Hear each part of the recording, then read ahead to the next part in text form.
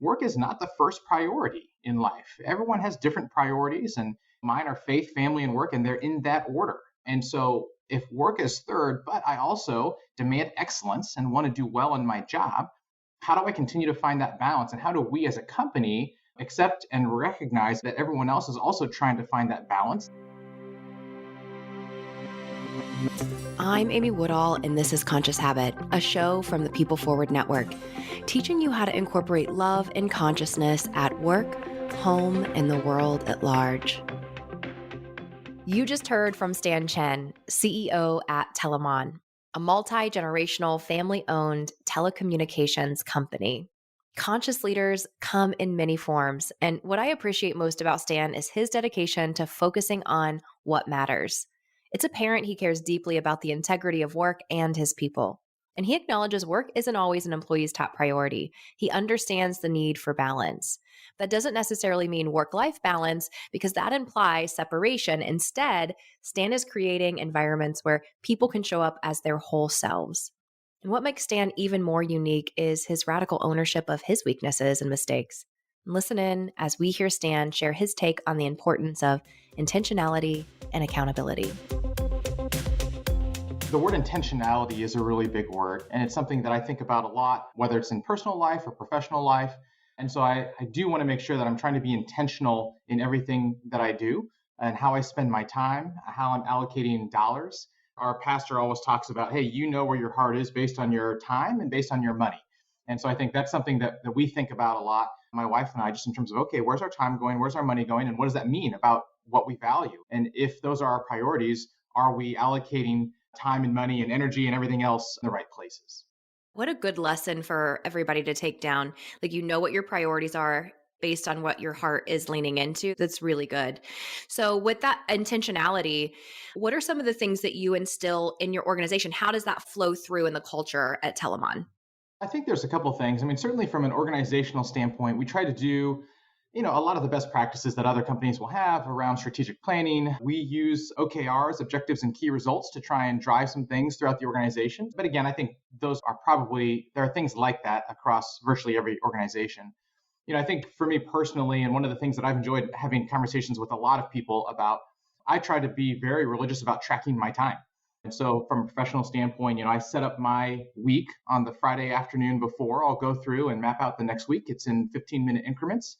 And then I'll be tracking my time in different buckets, again, to make sure, am I spending my time where I want to be spending it, where the company needs me to be spending it?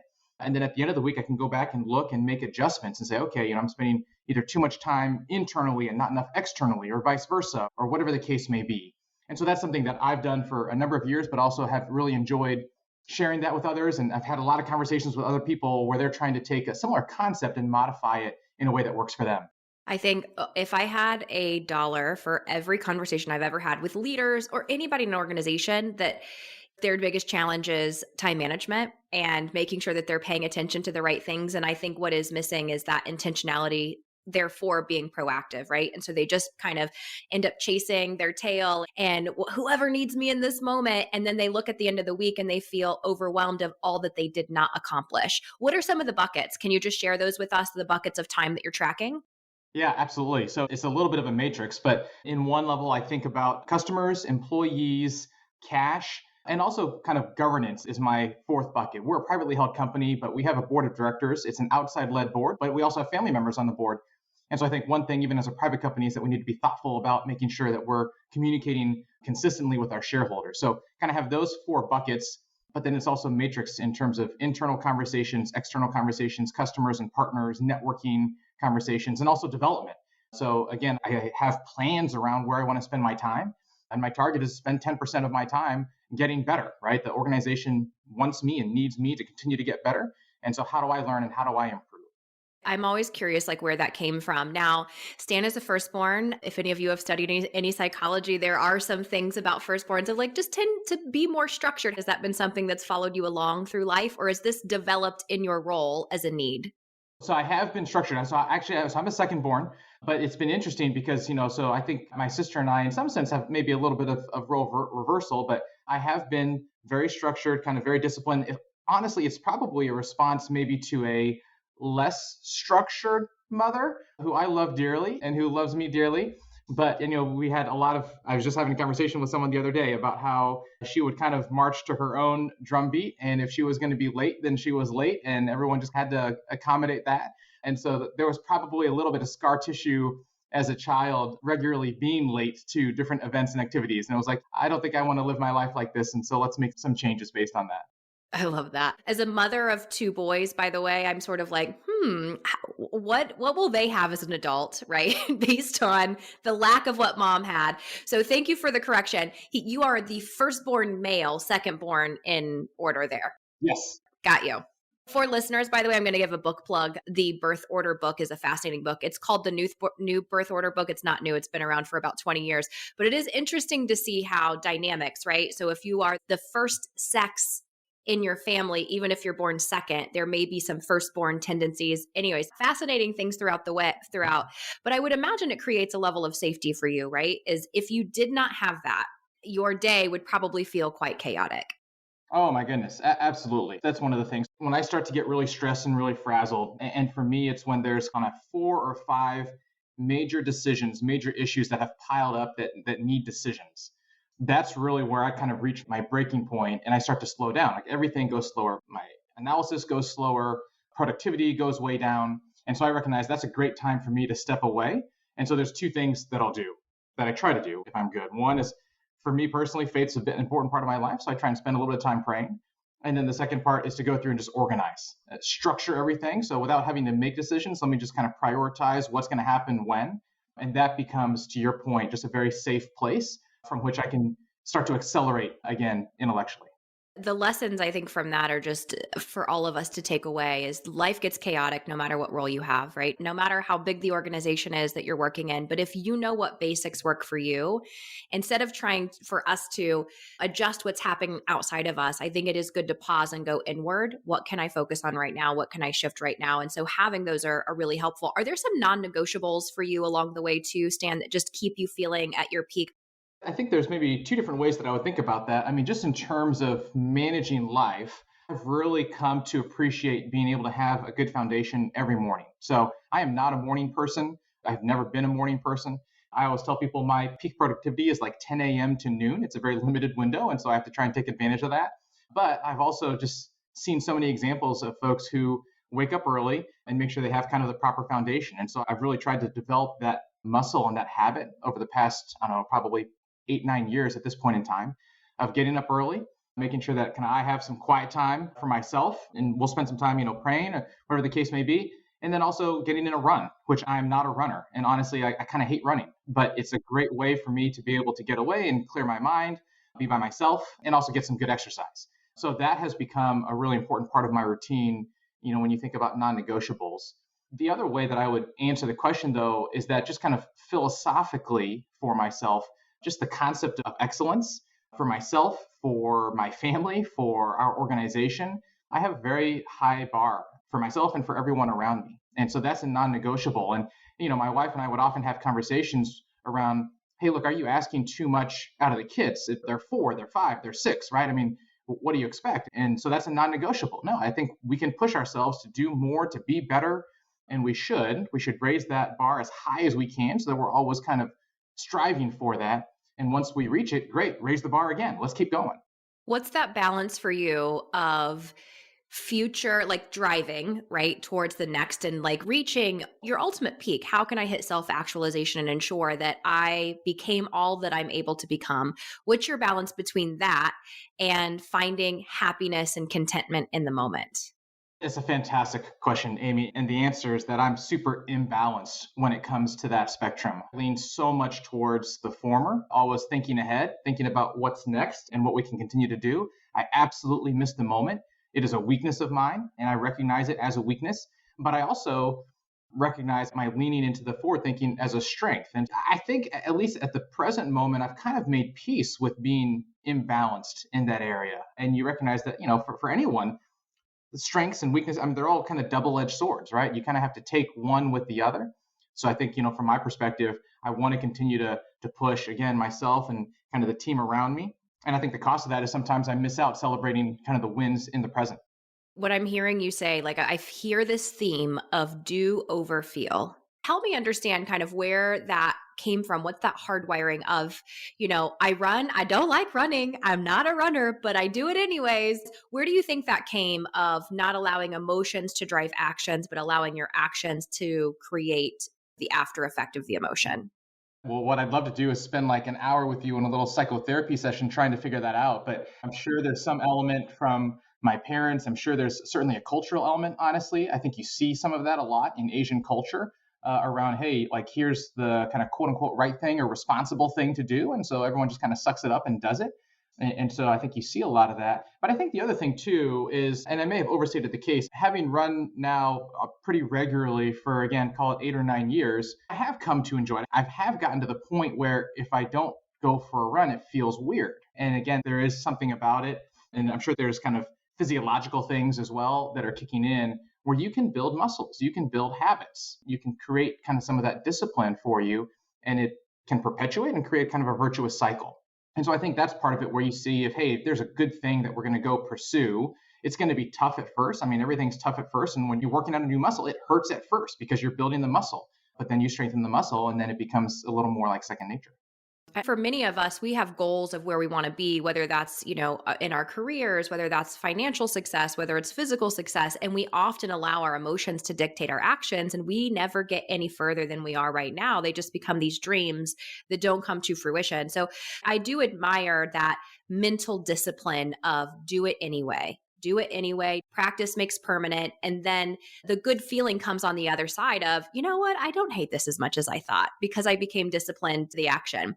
Did you always know, was it like, I'm going to run a company someday? Was that road to leadership always clear for you? Absolutely not. I mean, certainly growing up in a family business, a lot of people would assume both that my sister and I would go and work in the family business. You heard that all the time as a kid, like, oh, you're going to go take over for your dad or whatever the case may be. And so, honestly, neither of us for most of our childhood were ever interested in being in the family business. My sister was very interested in pursuing medicine. I was interested in pursuing law. And from a personality standpoint, I would be as happy as a clam to not have to make any big decisions. If someone else was sitting up there making all those tough decisions and taking that responsibility and doing it well, I would happily sit back and do whatever needed to be done in the background to help support that. But I think, again, I also have this drive towards excellence. And so, in those things that you care about, if for me at least, when you see, hey, we can do this better, then that kind of compels me to jump in and to say, hey, we can do this better. How can I help? How can we figure this out? And if that means kind of taking on the mantle of leadership, which, as you know, I mean, it can suck at times. Right? It's a tough job, but when you care about something enough and you want to see it done well, then that's a really motivating factor. I don't think I've ever met a CEO, and again, like doesn't matter the size of the company, that didn't have things that they're like, these are the things I absolutely love, and these are the things that totally suck and I hate doing them. And it's not all sunshine and rainbows, fair? Yeah, fair. Absolutely. So, in your journey along the way, I'd love to hear just the lessons, the teachers, the mentors that have made such an impact on you and the lessons that came along with that. For me, certainly, as it's maybe a little cliche, but in a family business, I've learned so much from my dad. So he absolutely is my hero when I think about business leaders. And one of the things that I think we share is actually kind of a reluctance towards leadership. He also, I think, would very happily be out of the spotlight and behind the scenes. So my sister's 4 years older than me. And so when I became a freshman in high school, she had moved off to college. And my dad would kind of regularly drive us to school growing up. So there was that window of time where we had a few years before I got my driver's license where it was just him and me in the car. And it was a 15 or 20-minute drive to school. And we would talk about all sorts of different things. But looking back, he would often bring up different business issues and kind of bounce them off of me. And I don't know if he was doing that because it was a safe space for him to process externally with someone. I can't imagine that he actually wanted my opinion that much. I was a 14-year-old. I knew nothing. I still gave him my opinion, and I'm sure it was a bunch of stupid ideas. But it also, looking back, was just an incredible opportunity for that informal mentoring, even for me to start to grasp of the kinds of issues and challenges that a CEO faces, and understanding that there's always at least two sides to every story, if not more. Kind of processing through that with him was super helpful. And obviously that continued once I joined the business full time, but I always look back very fondly on some of those early lessons. Did you know that it was gold then? Or is it in hindsight that you realize, oh gosh, dad was actually right about a whole lot more than I gave him credit for? Absolutely the latter. And, I think so many of us, you grow up and you're like, okay, mom and dad were right about this, right about that, especially as we became parents, my wife and I, then it really kicks in and you see how smart mom actually was about so many different things.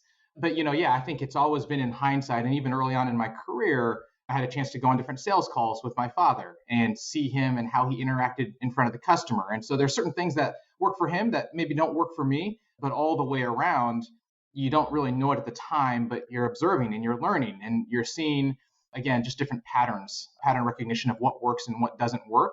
And so that was fantastic. And I think one of the things that I could take away from that, whether it was from those conversations in the car or when we were in front of the customer, is that for my father, it was always just about an element of honesty around things. There was a brutal honesty, including about the things that we didn't do well, that he as an individual didn't do well, or that we as a company didn't do well. And I would hear him own that in front of the customer, where you come in as a young professional and you say, well, we're going to say whatever I need to say to impress the other person. And he would do the opposite. He would be really open about things that you would think would be very unimpressive, maybe even kind of damning to our cause in trying to build a business. But people appreciated that candor. And so, I mean, that was just kind of a huge lesson for me. What a great trust builder, though. And like authenticity, radical ownership. I don't think that people are ever like, you shouldn't do that. No, I don't like that as your customer. I don't like that as your employee. I don't want to know the truth. I think people always welcome it and probably speaks to the culture that's been really effective there and what you bring in. And so, given that you guys have certainly been awarded for your culture and stand out of how you love up on your people, what do you think the key pieces are for building an effective culture?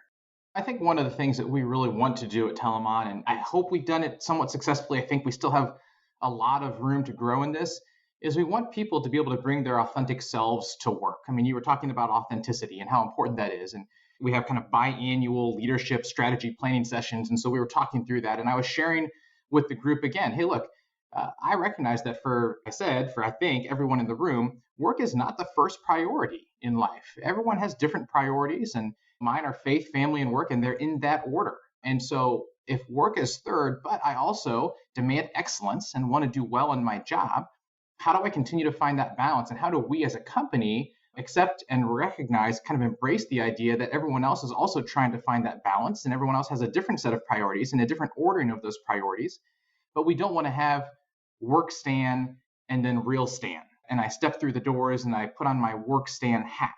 I want to keep kind of the real Stan hat on all the time, but be able to find the balance, whether that's actually work-life balance, whether that's kind of my interactions with my boss or my colleagues, so that I can authentically be myself, represent my priorities, and do a good job at work. And so I think that's what we're trying to do and trying to find at Telamon in enabling people to have either the flexibility they need so that people can be who they are. When you and I spoke, I was like, I just love interviewing leaders who give a damn. And they come in a lot of different ways, right? But truly, like that's the thing, leaders who care, because it's not even the future of work, it's the present expectation of work, is that when I go to work, I don't feel worse about myself than I did when I walked in the door. Or when I go to work, I feel devalued because they just are like, well, we pay you a check, so you kind of owe us. We don't care what else you have going on outside of here. That you realize that it's a whole human that's bringing that life into work. So good on you all for doing that. The authenticity piece is huge, and people being able to have their own self-actualization. Has there been a balance within because I love it's clear you give a damn about being the best you can be, right? And demanding excellence and really reaching that peak potential. What is that? And maybe it's an imbalance, that's okay too, between learning through failure and failing forward and also continuing to strive for excellence. So unfortunately, or maybe fortunately, failure is, I think, kind of the best teacher that we have. There was a saying that I've had that where, in success, you learn how good you are. In failure, you learn how much better you can be. And so while nobody really wants to fail, for me, I often look back on those failures to say, hey, this is what's pushing me. This is what's stretching me. And it's really been interesting, especially as a parent, trying to figure out how to incorporate and inculcate kind of those lessons with my children. as they go through failures. And that's always tough as a parent. You see your kid struggling with something or not hitting the mark in a certain area and how tough they take it. And you see a little bit of yourself in them, maybe. And so I think my goal is to try and encourage them in those moments to say, hey, look, we can learn from this. This is a learning moment, right? And so what do we adjust? How do we get better from this? And so let's move forward from that so that we're not dwelling in the failure. We're learning from it and it's making us better. I think that's the important point to point out as I hear Stan talk and about this sort of continuing to, hey, do better, be better, learn the lesson, move forward, is it doesn't come without screwing up. It doesn't come without making mistakes. In fact, you can't get better unless you're willing to admit the faults that come along the way. So is that something within your culture? Do you guys sort of advocate or like give people permission to make a decision, screw it up, learn from it? How does that shine through in your organization? I think one of the things that's been really interesting to me is how often I do have conversations with folks in our team. And this is, I think, on me in terms of doing a better job of this, where as we talk about the concept of failure and as we talk about, hey, you know what, let's just try this out.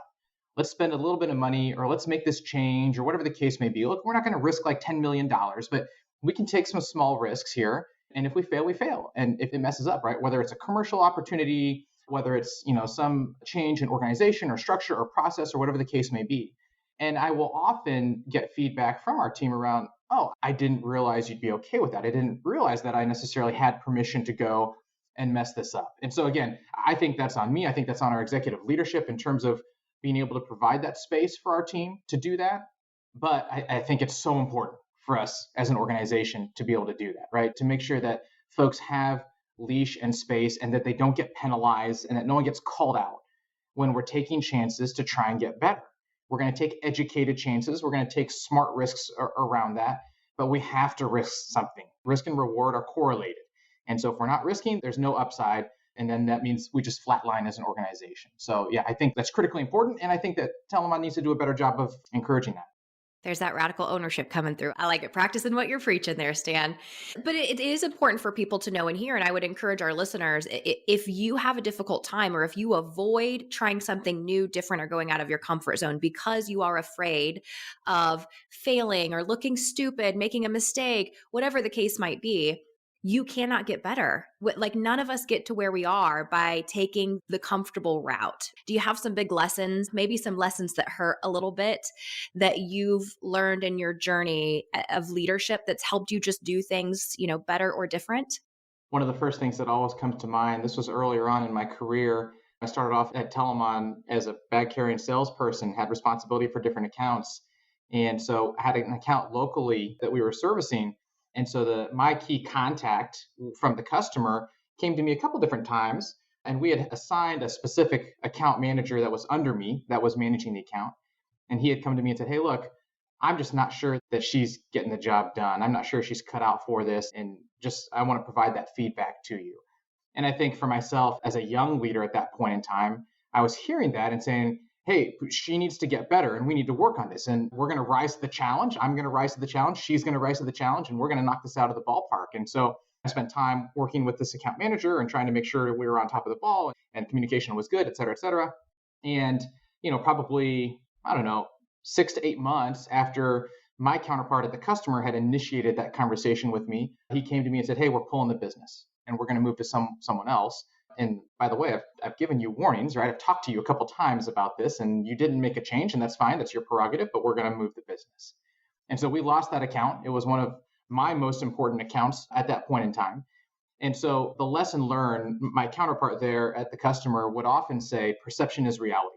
And initially I kind of hated that phrase because factually, and I'm a very factual person, it's like, that's not actually true. Reality is reality. And if your perception is wrong, I just need to change it. But in that case, perception was reality. And I think for me, there was a lesson learned, whether it's from a commercial standpoint or even from an internal standpoint with your team, that perception matters so much. And so you have to manage that. You have to navigate that. And you have to also change the actual reality.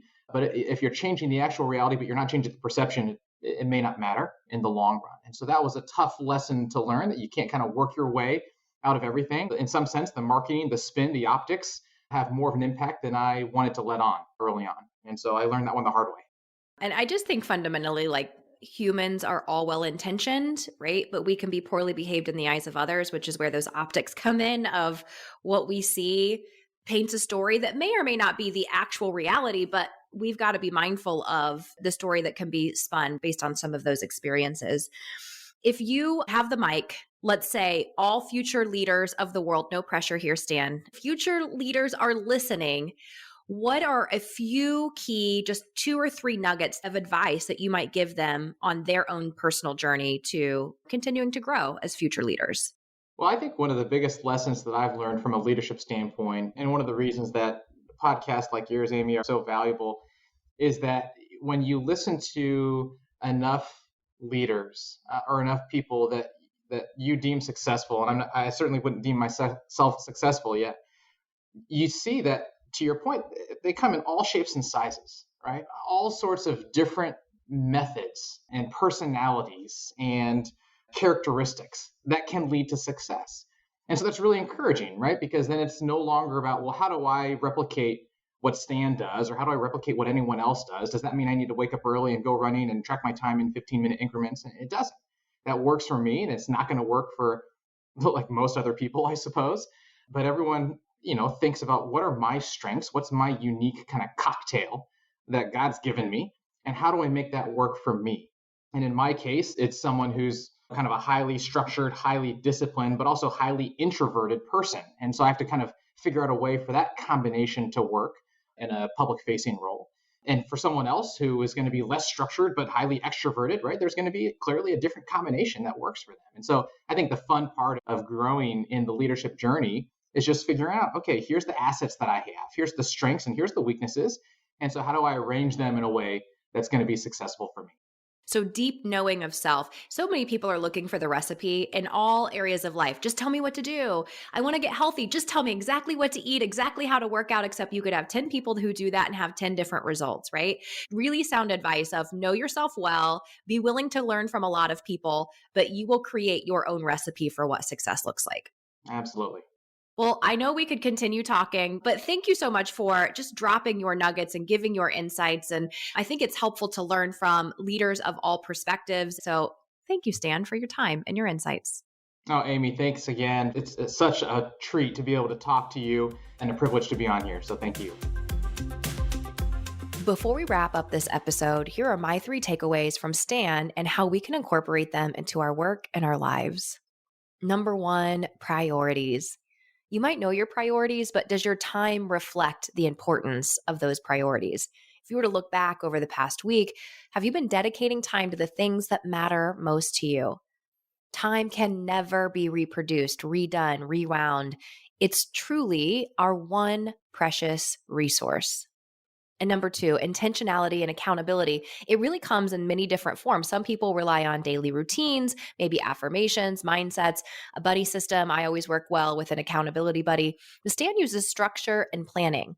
And like he said, creating new habits is like building a muscle. At first, it's going to be hard or it feels weird or awkward. But when you find a system that works for you and stick to it, you'll see the payoff. And number 3, we talked about leadership. And Stan advises us to understand where our strengths lie so that we can lean into them. So often we try so hard to get better at our weaknesses only to exhaust and frustrate ourselves. Do you know where your strengths exist? You can lean into asking people around you what they happen to see in you. Maybe lean into what brings you more energy. That's definitely telling you something about your strengths. Or there's lots of assessments out there that are really incredible for you to take that can give you a report on where your strengths lie. And as Stan said, there's really no one size fits all approach to anything. You just have to, deepen your knowledge of yourself, and then you can understand how you will find your specific version of success that you're working towards. Thank you so much for listening to Conscious Habit, a show from the People Forward Network. If you have questions for me or our guest, or you just really dig this topic of consciousness, I encourage you to find us on Facebook and join the Conscious Habit community. If you're curious about this conversation of consciousness for your organization or for your group, come check us out at theconscioushabit.com. Until next time, do the world a favor and go love yourself.